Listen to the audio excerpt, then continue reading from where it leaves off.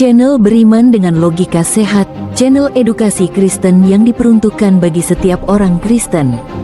Salam saudara, puji nama Tuhan. Kembali kita berjumpa dalam tayangan edukasi Kristen, tayangan yang dikhususkan bagi kalangan Kristiani. Saudaraku, dalam tayangan kali ini, saya akan membagikan tentang kebenaran Ishak dipersembahkan. Abraham sebagai seorang yang taat kepada Allah, selama langkah hidupnya bersama Tuhan. Namun tidak ada cobaan yang lebih berat selain cobaan yang dijelaskan dalam kitab Kejadian pasal 22. Allah berfirman kepada Abraham, "Bawalah anakmu yang satu yang kau cintai, yaitu Ishak, pergilah ke tanah Moria dan korbankanlah dia di sana sebagai korban bakaran."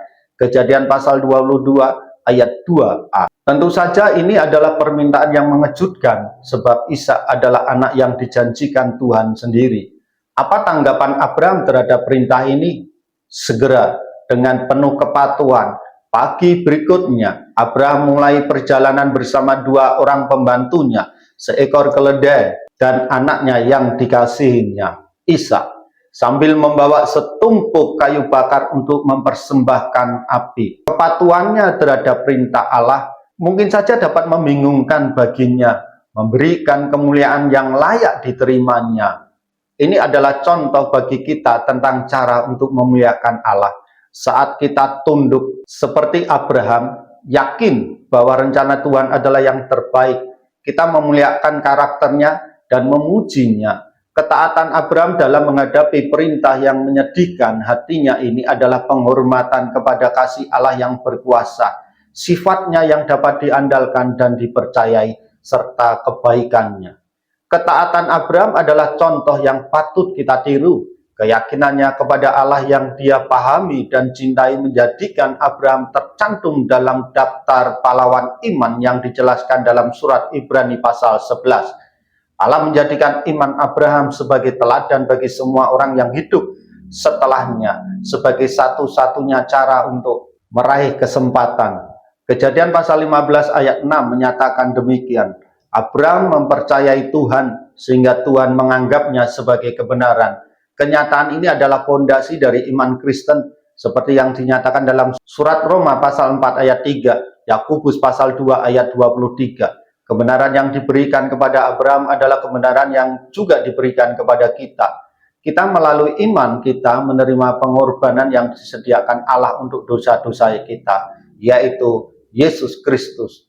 Dia yang tanpa dosa dibuatnya menjadi dosa bagi kita, agar melalui dia kita dibenarkan oleh Allah. Surat 2 Korintus pasal 5 ayat 21. Cerita dalam perjanjian lama tentang Abraham menjadi landasan ajaran perjanjian baru mengenai isu penebusan. Pengorbanan Tuhan Yesus di kayu salib untuk menyelamatkan umat manusia dari dosa. Yesus mengatakan berabad-abad setelahnya, "Bapamu Abraham bergembira karena ia telah menyaksikan hariku.